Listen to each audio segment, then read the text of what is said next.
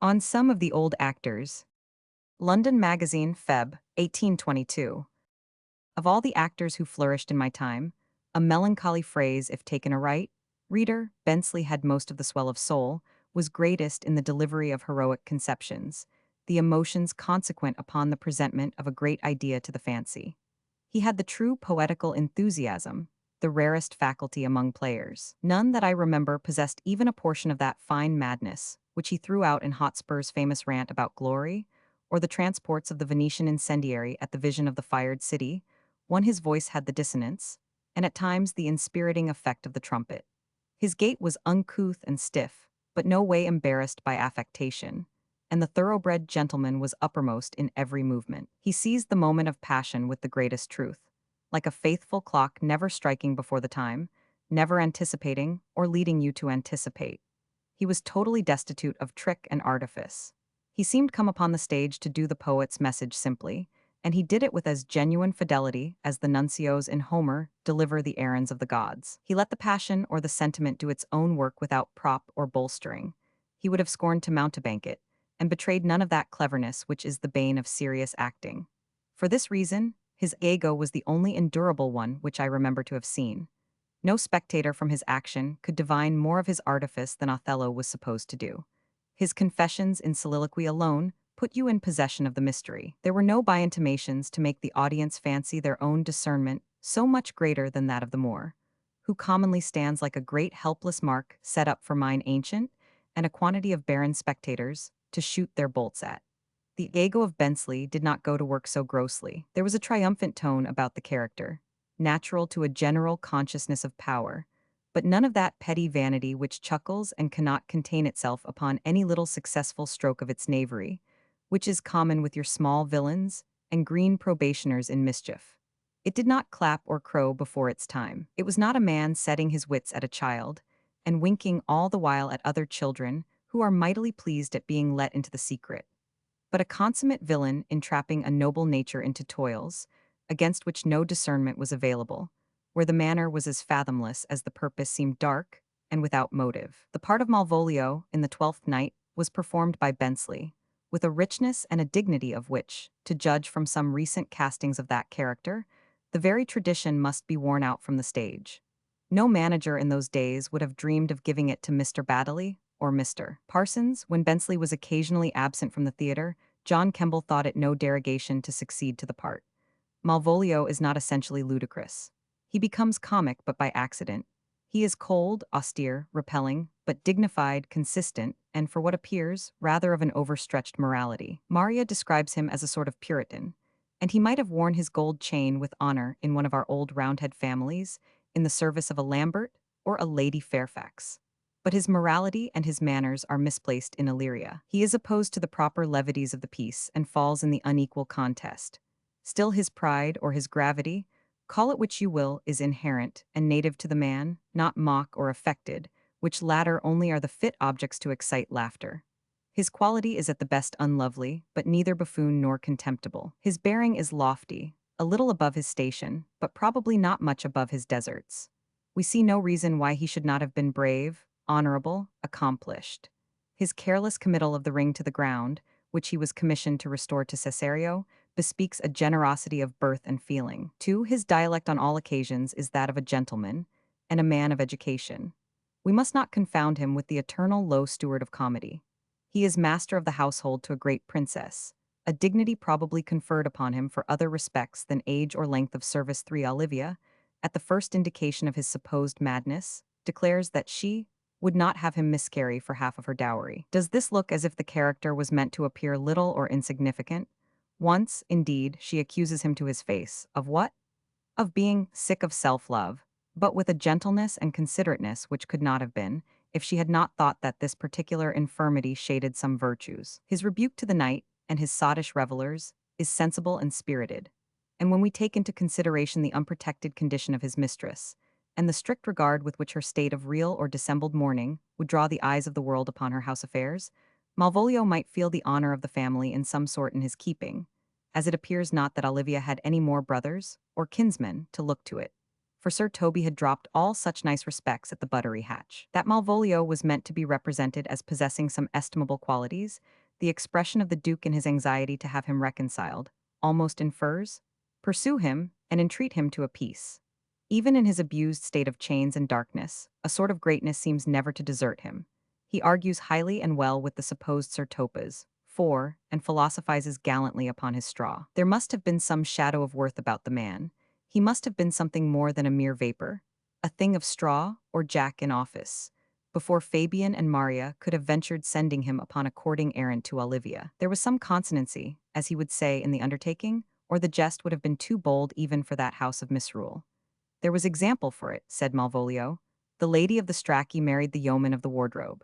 Possibly, too, he might remember, for it must have happened about his time, an instance of a Duchess of Malfi, a countrywoman of Olivia's, and her equal at least, descending from her state to court her steward. The misery of them that are born great. They are forced to woo, because none dare woo them. To be sure, the lady was not very tenderly handled for it by her brothers in the sequel, but their vengeance appears to have been whetted rather by her presumption in remarrying at all, when they had meditated the keeping of her fortune in their family, than by her choice of an inferior, of Antonio's noble merits especially, for her husband. And besides, Olivia's brother was just dead. Malvolio was a man of reading, and possibly reflected upon these lines, or something like them in his own country poetry. Ceremony has made many fools. It is as easy way unto a duchess, as to a hatted dame, if her love answer. But that by timorous honors, pale respects, idle degrees of fear, men make their ways. Hard of themselves. Tease but fortune, all is fortune. Maria once told me she did affect me, and I have heard herself come thus near that, should she fancy, it should be one of my complexion. If here was no encouragement, the devil is in it. I wish we could get at the private history of all this. Between the Countess herself, serious or dissembling, for one hardly knows how to apprehend this fantastical great lady, and the practices of that delicious little piece of mischief, Maria. The lime twigs laid. By Machiavel the waiting maid. The man might well be wrapped into a fool's paradise. Bensley threw over the part an air of Spanish loftiness. He looked, spake, and moved like an old Castilian. He was starch, spruce, opinionated, but his superstructure of pride seemed bottomed upon a sense of worth. There was something in it beyond the coxcomb. It was big and swelling, but you could not be sure that it was hollow. You might wish to see it taken down, but you felt that it was upon an elevation. He was magnificent from the outset, but when the decent sobrieties of the character began to give way, and the poison of self-love in his conceit of the Countess's affection gradually to work, you would have thought that the hero of La Mancha in person stood before you. How he went smiling to himself! With what ineffable carelessness would he twirl his gold chain? What a dream it was! You were infected with the illusion, and did not wish that it should be removed.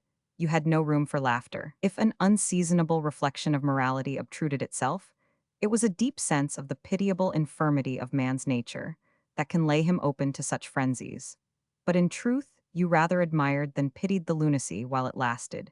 You felt that an hour of such mistake was worth an age with the eyes open. Who would not wish to live but for a day in the conceit of such a lady's love as Olivia?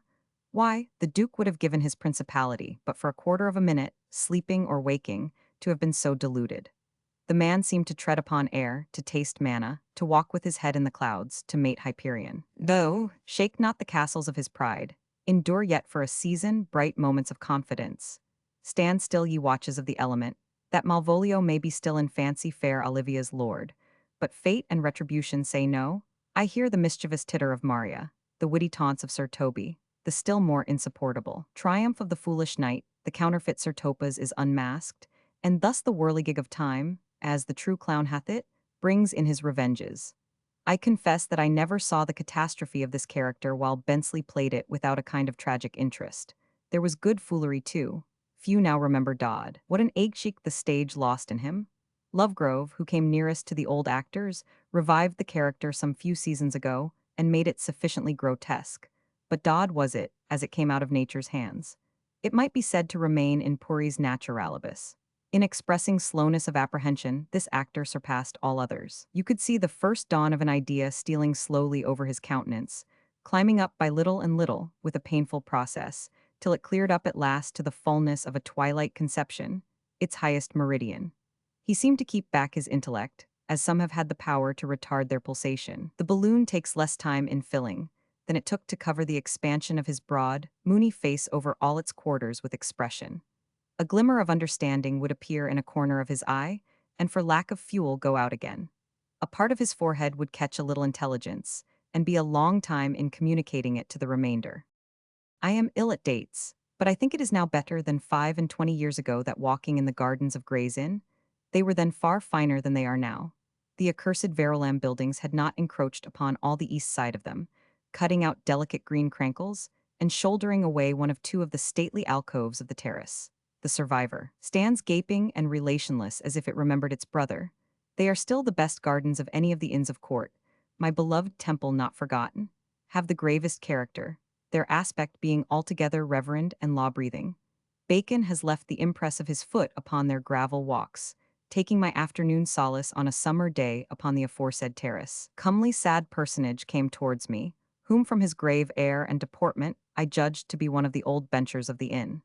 He had a serious, thoughtful forehead, and seemed to be in meditations of mortality. As I have an instinctive awe of old benchers, I was passing him with that sort of subindicative token of respect, which one is apt to demonstrate towards a venerable stranger, and which rather denotes an inclination to greet him than any positive motion of the body to that effect, a species of humility and will worship, which I observe 9 times out of 10 rather puzzles than pleases the person it is offered to, when the face turning full upon me strangely identified itself with that of Dodd.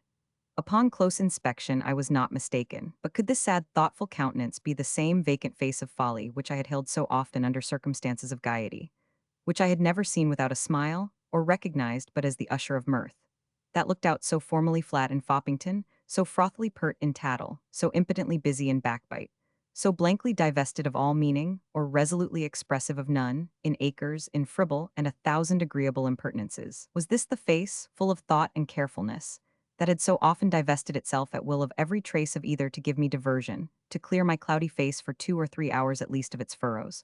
Was this the face, manly, sober, intelligent, which I had so often despised, made mocks at, made merry with? The remembrance of the freedoms which I had taken with it came upon me with a reproach of insult. I could have asked it pardon. I thought it looked upon me with a sense of injury. There is something strange as well as sad in seeing actors, your pleasant fellows particularly, subjected to and suffering the common lot. Their fortunes, their casualties, their deaths, seem to belong to the scene, their actions to be amenable to poetic justice only. We can hardly connect them with more awful responsibilities. The death of this fine actor took place shortly after this meeting. He had quitted the stage some months, and, as I learned afterwards, had been in the habit of resorting daily to these gardens, almost to the day of his decease. In these serious walks probably, he was divesting himself of many scenic and some real vanities, weaning himself from the frivolities of the lesser and the greater theatre, doing gentle penance for a life of no very reprehensible fooleries, taking off by degrees the buffoon mask which he might feel he had worn too long, and rehearsing for a more solemn cast of part. Dying, he put on the weeds of Dominic. 5. The elder Palmer of stage-treading celebrity commonly played Sir Toby in those days, but there is a solidity of wit in the jests of that half-Falstaff which he did not quite fill out. He was as much too showy as Moody, who sometimes took the part, was dry and sottish. In sock or buskin, there was an air of swaggering gentility about Jack Palmer. He was a gentleman with a slight infusion of the footman. His brother Bob, of recenter memory, who was his shadow in everything while he lived, and dwindled into less than a shadow afterwards, was a gentleman with a little stronger infusion of the latter ingredient. That was all. It is amazing how a little of the more or less makes a difference in these things. When you saw Bobby in the Duke's Servant 6, you said, "What a pity such a pretty fellow was only a servant." When you saw Jack figuring in Captain Absolute, you thought you could trace his promotion to some lady of quality who fancied the handsome fellow in his top knot and had bought him a commission. Therefore Jack in Dick Amlet was insuperable. Jack had two voices, both plausible, hypocritical, and insinuating, but his secondary or supplemental voice still more decisively histrionic than his common one. It was reserved for the spectator, and the dramatis person were supposed to know nothing at all about it. The lies of young Wilding, and the sentiments in Joseph Surface, were thus marked out in a sort of italics to the audience. This secret correspondence with the company before the curtain, which is the bane and death of tragedy, has an extremely happy effect in some kinds of comedy. in the more highly artificial comedy of Congreve or of Sheridan especially, where the absolute sense of reality, so indispensable to scenes of interest, is not required or would rather interfere to diminish your pleasure. The fact is, you do not believe in such characters as Surface, the villain of artificial comedy, even while you read or see them. If you did, they would shock and not divert you. When Ben, in Love for Love, returns from sea, the following exquisite dialogue occurs at his first meeting with his father. Sir Sampson, thou hast been many a weary league, Ben, since I saw thee. Ben, I been far enough in that be all well, father, and how do all at home? How does brother Dick and brother Val? Sir Sampson, Dick, body o' me, Dick has been dead these 2 years. I writ you word when you were at Leghorn. Ben Mess, that's true, Mary, I had forgot. Dick's dead, as you say, well, and how? I have a many questions to ask you. Here is an instance of insensibility which in real life would be revolting, or rather in real life could not have coexisted with the warm-hearted temperament of the character. But when you read it in the spirit with which such playful selections and specious combinations, rather than strict metaphrases of nature, should be taken, or when you saw Bannister play it, it neither did, nor does wound the moral sense at all. For what is Ben, the pleasant sailor which Bannister gave us, but a piece of a satire, a creation of Congreve's fancy, a dreamy combination of all the accidents of a sailor's character, his contempt of money, his credulity to women, with that necessary estrangement from home which it is just within the verge of credibility to suppose might produce such an hallucination as is here described. We never think the worse of Ben for it, or feel it as a stain upon his character. But when an actor comes, and instead of the delightful phantom, the creature dear to half-belief, which Bannister exhibited, displays before our eyes a downright concretion of a wapping sailor, a jolly warm-hearted Jack Tar, and nothing else, when instead of investing it with a delicious confusedness of the head and a veering undirected goodness of purpose, he gives to it a downright daylight understanding and a full consciousness of its actions, thrusting forward the sensibilities of the character with a pretense as if it stood upon nothing else and was to be judged by them alone. We feel the discord of the thing. The scene is disturbed. A real man has got in among the dramatis person and puts them out. We want the sailor turned out. We feel that his true place is not behind the curtain, but in the first or second gallery. To be resumed occasionally. Belia. Footnote 1. How lovelily the Adriatic whore, dressed in her flames, will shine, devouring flames, such as will burn her to her watery bottom, and hiss in her foundation. Pier in Venice preserved. Footnote 2. Viola. She took the ring from me, I'll none of it. Mal, come sir, you peevishly threw it to her, and her will is, it should be so returned. If it be worth stooping for, there it lies in your eye, if not, be it his that finds it.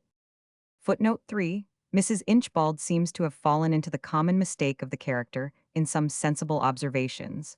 Otherwise, upon this comedy, it might be asked, she says, whether this credulous steward was much deceived in imputing a degraded taste, in the sentiments of love, to his fair Lady Olivia, as she actually did fall in love with a domestic, and one who from his extreme youth was perhaps a greater reproach to her discretion than had she cast a tender regard upon her old and faithful servant. But where does she gather the fact of his age? Neither Maria nor Fabian ever cast that reproach upon him. Footnote 4. Clown. What is the opinion of Pythagoras concerning wildfowl? Mal, that the soul of our grandam might haply inhabit a bird. Clown, what thinkest thou of his opinion? Mal, I think nobly of the soul, and no way approve of his opinion. Footnote 5. Dodd was a man of reading, and left at his death a choice collection of old English literature. I should judge him to have been a man of wit. I know one instance of an impromptu which no length of study could have bettered. My merry friend, Jem White, had seen him one evening in Aguecheek, and recognizing Dodd the next day in Fleet Street, was irresistibly impelled to take off his hat and salute him as the identical knight of the preceding evening with a "Save you, Sir Andrew." Dodd, not at all disconcerted at this unusual address from a stranger, with a courteous, half-rebuking wave of the hand, put him off with an "Away, fool."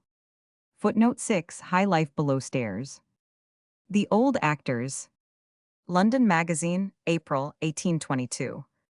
The artificial comedy, or comedy of manners, is quite extinct on our stage. Congreve and Farquhar show their heads once in 7 years only to be exploded and put down instantly. The times cannot bear them. Is it for a few wild speeches, an occasional license of dialogue? I think not altogether. The business of their dramatic characters will not stand the moral test. We screw everything up to that. Idle gallantry in a fiction, a dream, the passing pageant of an evening, startles us in the same way as the alarming indications of profligacy in a son or ward in real life should startle a parent or guardian. We have no such middle emotions as dramatic interests left. We see a stage libertine playing his loose pranks of 2 hours' duration, and of no after consequence, with the severe eyes which inspect real vices with their bearings upon two worlds. We are spectators to a plot or intrigue, not reducible in life to the point of strict morality, and take it all for truth. We substitute a real for a dramatic person, and judge him accordingly. We try him in our courts, from which there is no appeal to the dramatis person, his peers. We have been spoiled with not sentimental comedy, but a tyrant far more pernicious to our pleasures which has succeeded to it, the exclusive and all-devouring drama of common life, where the moral point is everything, where instead of the fictitious half-believed personages of the stage, the phantoms of old comedy, we recognize ourselves, our brothers, aunts, kinsfolk, allies, patrons, enemies, the same as in life, with an interest in what is going on so hearty and substantial that we cannot afford our moral judgment, in its deepest and most vital results, to compromise or slumber for a moment. What is there transacting? By no modification is made to affect us in any other manner than the same events or characters would do in our relationships of life. We carry our fireside concerns to the theater with us. We do not go thither, like our ancestors, to escape from the pressure of reality, so much as to confirm our experience of it, to make assurance double, and take a bond of fate. We must live our toilsome lives twice over, as it was the mournful privilege of Ulysses to descend twice to the shades. All that neutral ground of character which stood between vice and virtue, or which, in fact, was indifferent to neither, where neither properly was called in question, that happy breathing place from the burden of a perpetual moral questioning, the sanctuary and quiet Alsatia of hunted casuistry, is broken up and disfranchised as injurious to the interests of society. The privileges of the place are taken away by law. We dare not dally with images or names of wrong. We bark like foolish dogs at shadows. We dread infection from the scenic representation of disorder and fear a painted pustule. In our anxiety that our morality should not take cold, we wrap it up in a great blanket surtout of precaution against the breeze and sunshine. I confess for myself that, with no great delinquencies to answer for, I am glad for a season to take an airing beyond the diocese of the strict conscience, not to live always in the precincts of the law courts, but now and then, for a dream while or so, to imagine a world with no meddling restrictions, to get into recesses, whither the hunter cannot follow me. A secret shades of woody Ida's inmost grove, while yet there was no fear of Jove. I come back to my cage, and my restraint the fresher and more healthy for it. I wear my shackles more contentedly, for having respired the breath of an imaginary freedom. I do not know how it is with others, but I feel the better always for the perusal of one of Congreve's. Nay, why should I not add even of Wycherley's comedies? I am the gayer at least for it, and I could never connect those sports of a witty fancy in any shape with any result to be drawn from them to imitation in real life. They are a world of themselves almost as much as a fairyland. Take one of their characters, male or female, with few exceptions they are alike, and place it in a modern play, and my virtuous indignation shall rise against the profligate wretch as warmly as the cottos of the pit could desire. Because in a modern play I am to judge of right and wrong, and the standard of police is the measure of poetical justice. The atmosphere will blight it. It cannot thrive here.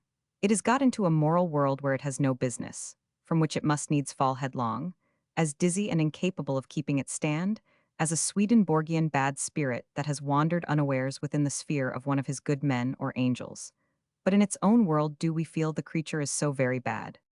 The Fainalls and the Mirabelles, the Dorimants and Lady Touchwoods, in their own sphere do not offend my moral sense, or in fact appeal to it at all.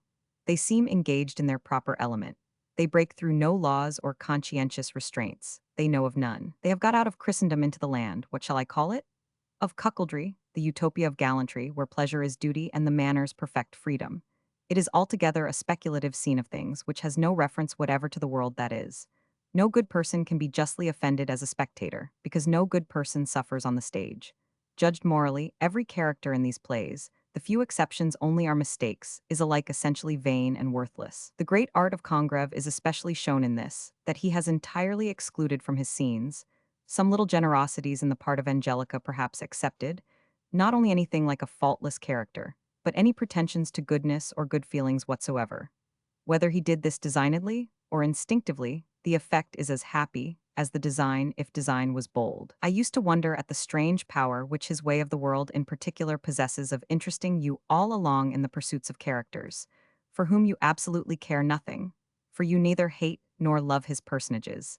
And I think it is owing to this very indifference for any, that you endure the whole. He has spread a privation of moral light, I will call it, rather than by the ugly name of palpable darkness over his creations, and his shadows flit before you without distinction or preference.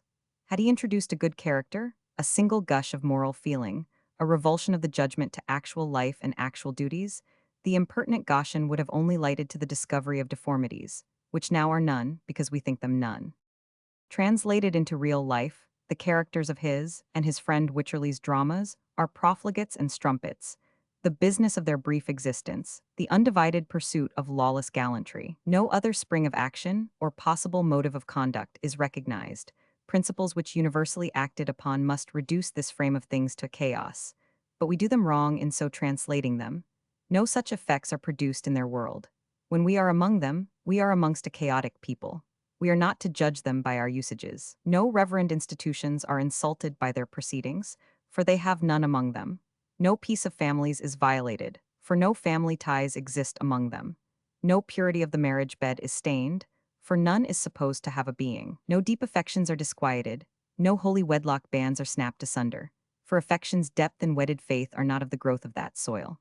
There is neither right nor wrong, gratitude or its opposite, claim or duty, paternity or sonship. Of what consequence is it to virtue, or how is she at all concerned about it, whether Sir Simon or Dapperwit steal away Miss Martha, or who is the father of Lord Froth's or Sir Paul Pliant's children? The whole is a passing pageant, where we should sit as unconcerned at the issues, for life or death, as at a battle of the frogs and mice. But like Don Quixote, we take part against the puppets and quite as impertinently. We dare not contemplate an Atlantis, a scheme, out of which our coxcombical moral sense is for a little transitory ease excluded. We have not the courage to imagine a state of things for which there is neither reward nor punishment. We cling to the painful necessities of shame and blame. We would indict our very dreams. Amidst the mortifying circumstances attendant upon growing old, it is something to have seen the school for scandal in its glory. This comedy grew out of Congreve and Wycherley, but gathered some allays of the sentimental comedy which followed theirs. It is impossible that it should be now acted, though it continues, at long intervals, to be announced in the bills. Its hero, when Palmer played it at least, was Joseph Surface. When I remember the gay boldness, the graceful solemn plausibility, the measured step, the insinuating voice, to express it in a word, the downright acted villainy of the part, so different from the pressure of conscious actual wickedness, the hypocritical assumption of hypocrisy, which made Jack so deservedly a favorite in that character, I must needs conclude the present generation of playgoers more virtuous than myself, or more dense.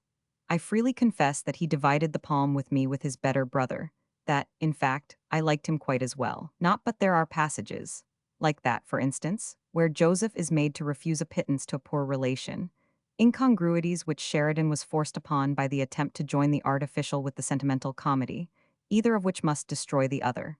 But over the obstructions Jack's manner floated him so lightly, that a refusal from him no more shocked you than the easy compliance of Charles gave you in reality any pleasure.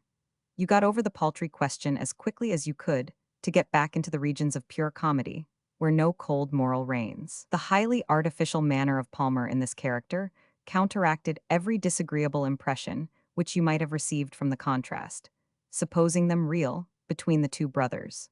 You did not believe in Joseph with the same faith with which you believed in Charles. The latter was a pleasant reality, the former a no less pleasant poetical foil to it.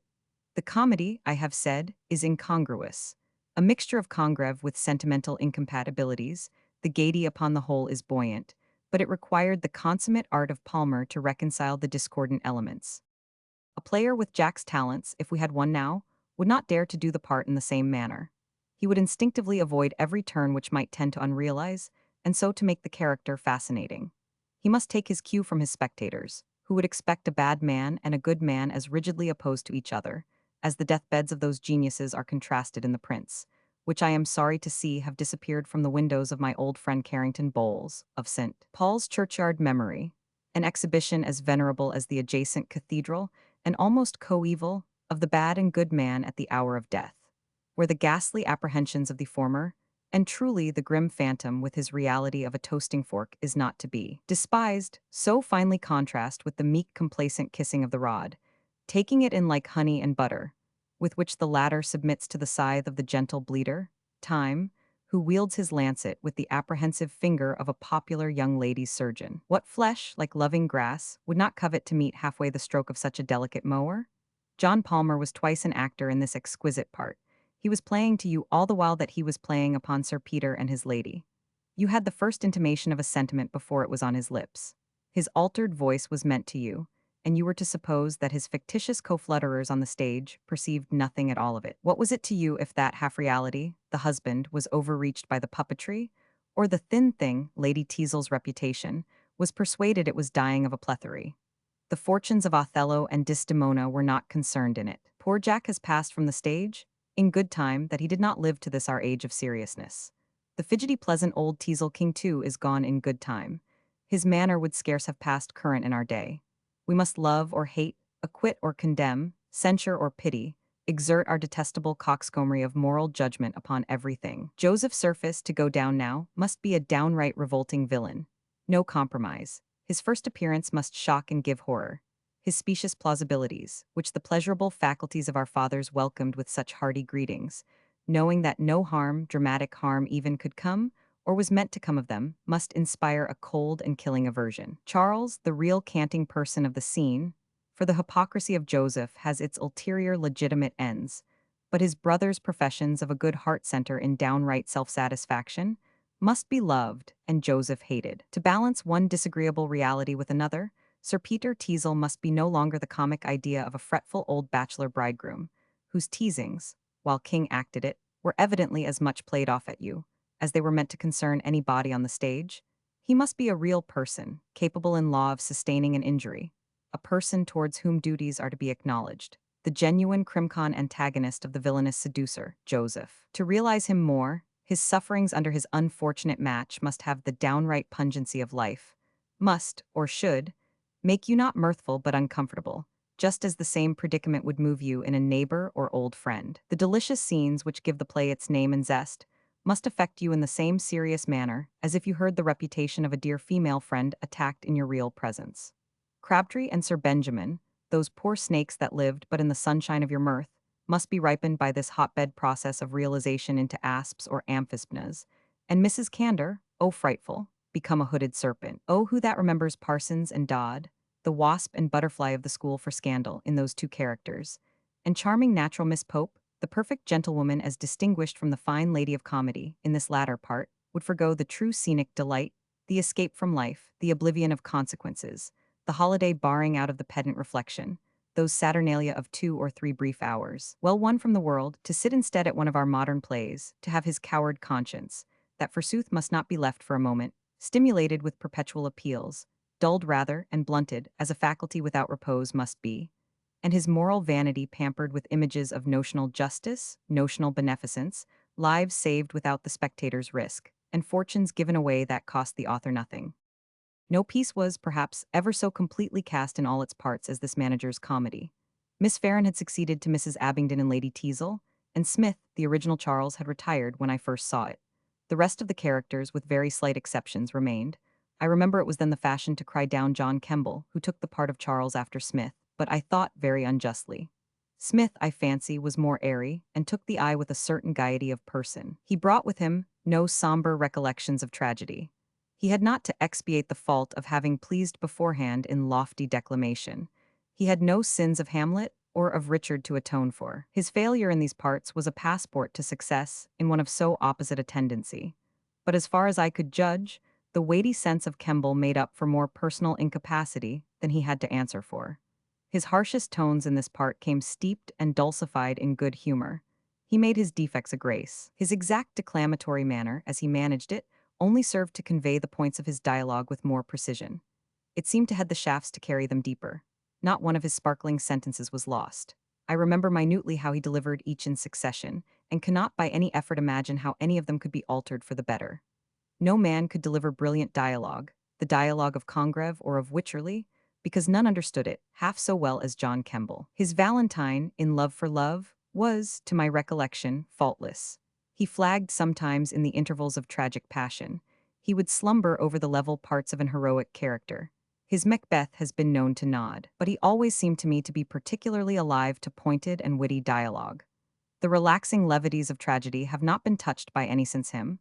The playful court-bred spirit in which he condescended to the players in Hamlet, the sportive relief, which he threw into the darker shades of Richard, disappeared with him. Tragedy has become a uniform dead weight. They have fastened lead to her buskins. She never pulls them off for the ease of a moment. To invert a commonplace from Niobe, she never forgets herself to liquefaction.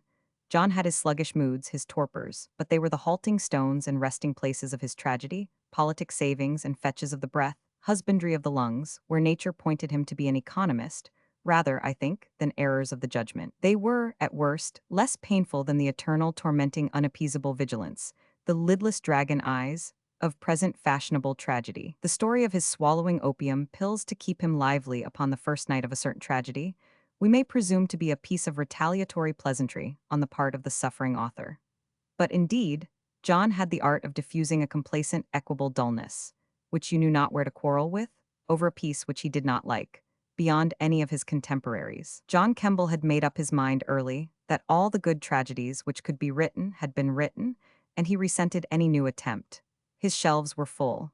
The old standards were scope enough for his ambition. He ranged in them absolute and fair in Otway, full in Shakespeare shone.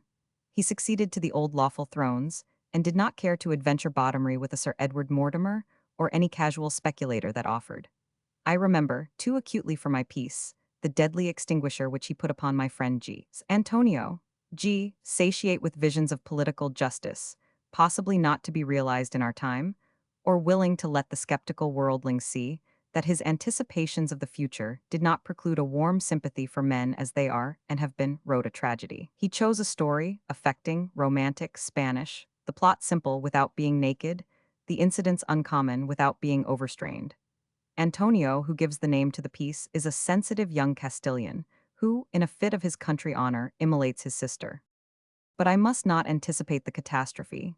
The play, reader, is extant in choice English, and you will employ a spare half-crown not injudiciously in the quest of it. The conception was bold, and the denouement, the time and place in which the hero of it existed, considered, not much out of keeping. Yet it must be confessed that it required a delicacy of handling both from the author and the performer, so as not much to shock the prejudices of a modern English audience. G, in my opinion, had done his part. John, who was in familiar habits with the philosopher, had undertaken to play Antonio. Great expectations were formed. A philosopher's first play was a new era. The night arrived. I was favored with a seat in an advantageous box between the author and his friend M. G sate cheerful and confident. In his friend M's looks, who had perused the manuscript, I read some terror. Antonio, in the person of John Philip Kemble, at length appeared, starched out in a ruff which no one could dispute, and in most irreproachable mustachios. John always dressed most provokingly correct on these occasions. The first act swept by, solemn and silent. It went off, as G assured him, exactly as the opening act of a piece, the protasis, should do. The cue of the spectators was to be mute. The characters were but in their introduction. The passions and the incidents would be developed hereafter. Applause hitherto would be impertinent. Silent attention was the effect all desirable. Poor M acquiesced, but in his honest friendly face I could discern a working, which told how much more acceptable the plaudit of a single hand, however misplaced, would have been than all this reasoning. The second act, as in duty bound, rose a little in interest, but still John kept his forces under in policy as G would have it, and the audience were most complacently attentive. The protasis, in fact, was scarcely unfolded. The interest would warm in the next act, against which a special incident was provided. M wiped his cheek, flushed with a friendly perspiration. 'Tis M's way of showing his zeal. From every pore of him a perfume falls. I honor it above Alexander's. He had once or twice during this act joined his palms in a feeble endeavor to elicit a sound.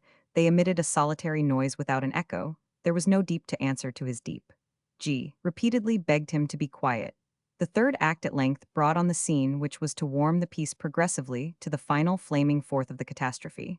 A philosophically calm settled upon the clear brow of G as it approached. The lips of M quivered. A challenge was held forth upon the stage, and there was promise of a fight. The pit roused themselves on this extraordinary occasion, and, as their manner is, seemed disposed to make a ring. When suddenly Antonio, who was the challenged, turning the tables upon the hot challenger, Don Gusman, who by the way should have had his sister, balks his humor, and the pit's reasonable expectation at the same time, with some speeches out of the new philosophy against dueling. The audience were here fairly caught. Their courage was up, and on the alert. A few blows, ding-dong, as the dramatist afterwards expressed it to me, might have done the business, when their most exquisite moral sense was suddenly called in to assist in the mortifying negation of their own pleasure. They could not applaud for disappointment. They would not condemn for morality's sake. The interest stood stone still, and John's manner was not at all calculated to unpetrify it. It was Christmas time, and the atmosphere furnished some pretext for asthmatic affections. One began to cough, his neighbor sympathized with him, till a cough became epidemical. But when, from being half artificial in the pit, the cough got frightfully naturalized among the fictitious persons of the drama, and Antonio himself, albeit it was not set down in the stage directions, seemed more intent upon relieving his own lungs than the distresses of the author and his friends. Then G. first knew fear, and mildly turning to M, intimated that he had not been aware that Mr. K labored under a cold, and that the performance might possibly have been postponed with advantage for some nights further, still keeping the same serene countenance, while M sweat like a bull. It would be invidious to pursue the fates of this ill-starred evening. In vain did the plot thicken in the scenes that followed. In vain the dialogue wax more passionate and stirring, and the progress of the sentiment point more and more clearly to the arduous development which impended. In vain the action was accelerated, while the acting stood still. From the beginning, John had taken his stand, had wound himself up to an even tenor of stately declamation, from which no exigence of dialogue or person could make him swerve for an instant. To dream of his rising with the scene, the common trick of tragedians, was preposterous, for from the onset he had planted himself as upon a terrace on an eminence vastly above the audience, and he kept that sublime level to the end. He looked from his throne of elevated sentiment upon the underworld of spectators with a most sovereign and becoming contempt. There was excellent pathos delivered out to them, and they would receive it so, and they would not receive it so. There was no offense against decorum in all this, nothing to condemn, to damn. Not an irreverent symptom of a sound was to be heard. The procession of verbiage stalked on through 4 and 5 acts, no one venturing to predict what would come of it, when towards the winding up of the latter, Antonio, with an irrelevancy that seemed to stagger Elvira herself, for she had been coolly arguing the point of honor with him, suddenly whips out a poniard and stabs his sister to the heart. The effect was as if a murder had been committed in cold blood.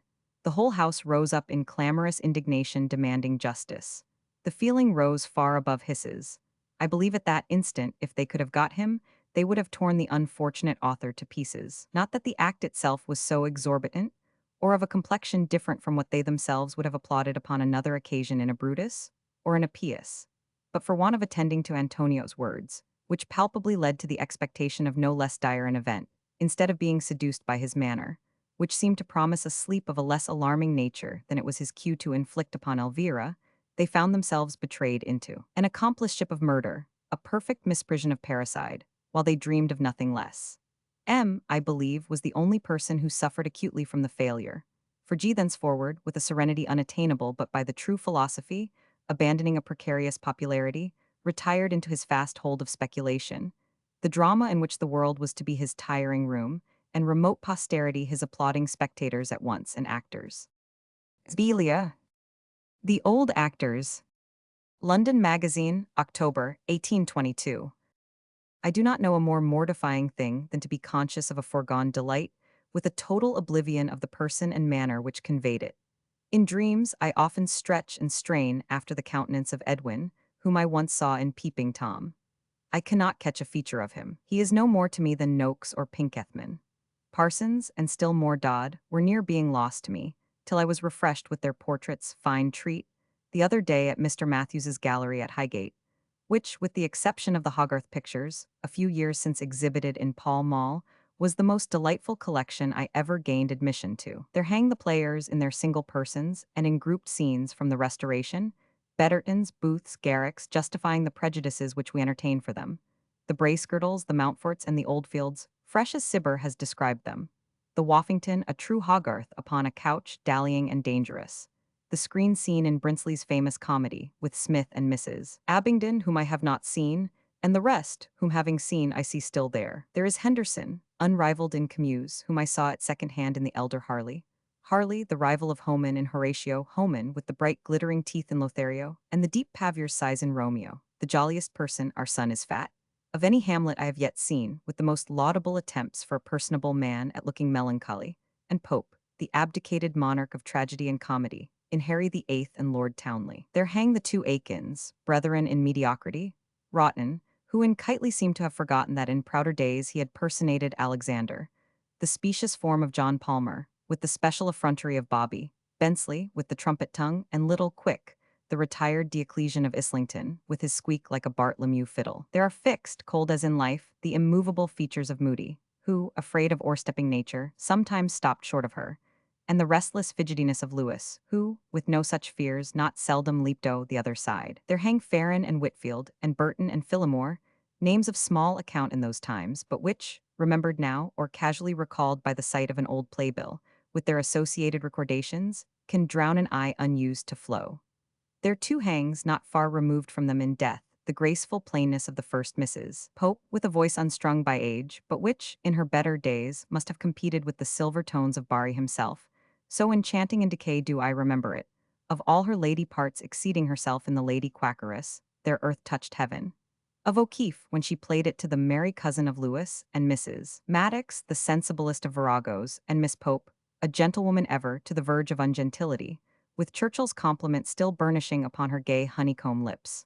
There are the two Bannisters, and Sedgwick and Kelly and Dignam Diggy, and the bygone features of Mrs. Ward, matchless in Lady Loverule, and the collective majesty of the whole Kemble family, and Shakespeare's woman Dora Jordan, and by her two antics, who in former and in latter days have chiefly beguiled us of our griefs, whose portraits we shall strive to recall, for the sympathy of those who may not have had the benefit of viewing the matchless Highgate collection.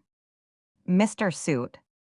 Oh, for a slipshod muse, to celebrate in numbers, loose and shambling as himself, the merits and the person of Mr. Richard Suit, comedian. Richard, or rather Dicky Suit, for so in his lifetime he was best pleased to be called, and time hath ratified the appellation, lieth buried on the north side of the cemetery of Holy Paul, to whose service his nonage and tender years were set apart and dedicated. There are who do yet remember him at that period, his pipe clear and harmonious. He would often speak of his chorister days, when he was Cherub Dicky. What clipped his wings, or made it expedient that he should exchange the holy for the profane state, whether he had lost his good voice, his best recommendation to that office, like Sir John, with hallowing and singing of anthems, or whether he was adjudged to lack something, even in those early years, of the gravity indispensable to an occupation which professeth to commerce with the skies, I could never rightly learn. But we find him, after the probation of a 12-month or so, reverting to a secular condition, and become one of us. I think he was not altogether of that timber, out of which cathedral seats and sounding boards are hewed. But if a glad heart, kind and therefore glad, be any part of sanctity, then might the robe of motley, with which he invested himself with so much humility after his deprivation, and which he wore so long with so much blameless satisfaction to himself, and to the public, be accepted for a surplice, his white stole and alb. The first fruits of his secularization was an engagement upon the boards of Old Drury, at which theatre he commenced, as I have been told, with adopting the manner of parsons in old men's characters. At the period in which most of us knew him, he was no more an imitator than he was in any true sense himself imitable. He was the Robin Goodfellow of the stage. He came in to trouble all things with a welcome perplexity, himself no whit troubled for the matter. He was known, like Puck, by his note, ha ha ha, sometimes deepening to ho ho ho, with an irresistible accession, derived perhaps remotely from his ecclesiastical education, foreign to his prototype, of Ola. Thousands of hearts yet respond to the chuckling Ola, of Dicky Suit, brought back to their remembrance by the faithful transcript of his friend Matthews's mimicry. The force of nature could no further go. He drolled upon the stock of these two syllables richer than the cuckoo. Care, that troubles all the world, was forgotten in his composition. Had he had but 2 grains, nay, half a grain of it, he could never have supported himself upon those 2 spiders' strings, which served him, in the latter part of his unmixed existence, as legs. A doubt or a scruple must have made him totter, a sigh have puffed him down, the weight of a frown had staggered him, a wrinkle made him lose his balance. But on he went, scrambling upon those airy stilts of his, with Robin Goodfellow, thorough brake, thorough briar, reckless of a scratched face or a torn doublet. Shakespeare foresaw him when he framed his fools and jesters. They have all the true Suit stamp, a loose gait, a slippery tongue, this last the ready midwife to a without pain delivered jest, in words light as air, venting truths deep as the center, with idlest rhymes tagging conceit when busiest, singing with Lear in the Tempest or Sir Toby at the Buttery Hatch. Jack Bannister and he had the fortune to be more of personal favorites with the town than any actors before or after. The difference, I take it, was this: Jack was more beloved for his sweet, good-natured, moral pretensions. Dickie was more liked for his sweet, good-natured, no pretensions at all. Your whole conscience stirred with Bannister's performance of Walter and the children in the wood. How dearly beautiful it was. But Dickie seemed like a thing, as Shakespeare says of love, too young to know what conscience is. He put us into Vesta's days. Evil fled before him, not as from Jack, as from an antagonist, but because it could not touch him, any more than a cannonball a fly. He was delivered from the burthen of that death. And when death came himself, not in metaphor, to fetch Dickie, it is recorded of him by Robert Palmer, who kindly watched his exit, that he received the last stroke, neither varying his accustomed tranquillity, nor tune, with the simple exclamation, worthy to have been recorded in his epitaph: "Ola, Ola, Bobby." Mr. Mundane. Not many nights ago, we had come home from seeing this extraordinary performer in Cockletop, and when we retired to our pillow, his whimsical image still stuck by us, in a manner as to threaten sleep.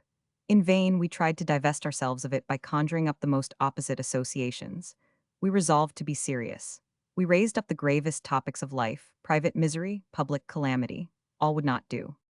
There the antics sate, mocking our state, his queer visnomy, his bewildering costume, all the strange things which he had raked together, his serpentine rod swagging about in his pocket, Cleopatra's tear, and the rest of his relics, Keefe's wild farce and his wilder commentary, till the passion of laughter, like grief in excess, relieved itself by its own weight, inviting the sleep which in the first instance it had driven away.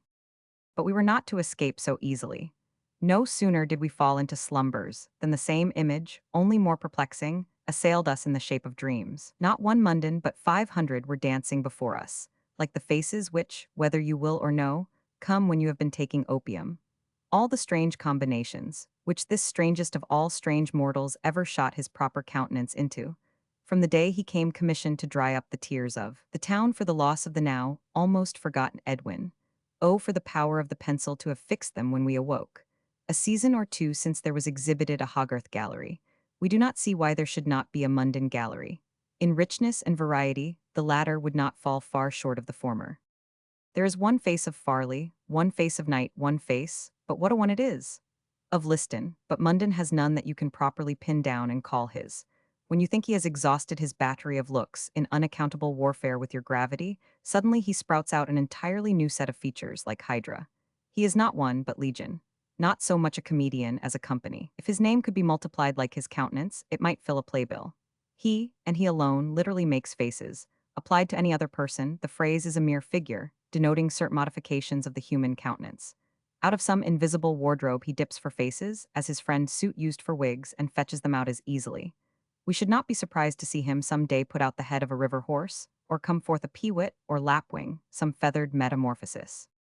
We have seen this gifted actor in Sir Christopher Curry, in Old Dornton, diffuse a glow of sentiment which has made the pulse of a crowded theatre beat like that of one man, when he has come in aid of the pulpit, doing good to the moral heart of a people. We have seen some faint approaches to this sort of excellence in other players, but in what has been truly denominated the sublime of farce, Mundane stands out as single and unaccompanied as Hogarth. Hogarth, strange to tell, had no followers. The school of Mundane began and must end with himself. Can any man wonder like him? Can any man see ghosts like him? Or fight with his own shadow, Cessa, as he does in that strangely neglected thing, The Cobbler of Preston, where his alternations from the cobbler to the Magnifico, and from the Magnifico to the cobbler, keep the brain of the spectator in as wild a ferment as if some Arabian night were being acted before him, or as if Thalaba were no tale. Who like him can throw, or ever attempted to throw, a supernatural interest over the commonest daily life objects. A table, or a joint stool in his conception, rises into a dignity equivalent to Cassiopeia's chair. It is invested with constellatory importance. You could not speak of it with more deference if it were mounted into the firmament. A beggar in the hands of Michelangelo, says Fuseli, rose the patriarch of poverty. So the gusto of Mundane antiquates and ennobles what it touches. His pots and his ladles are as grand and primal as the seething pots and hooks seen in old prophetic vision. A tub of butter, contemplated by him, amounts to a Platonic idea. He understands a leg of mutton in its quiddity. He stands wondering amid the commonplace materials of life, like primeval man with the sun and stars about him. Belia,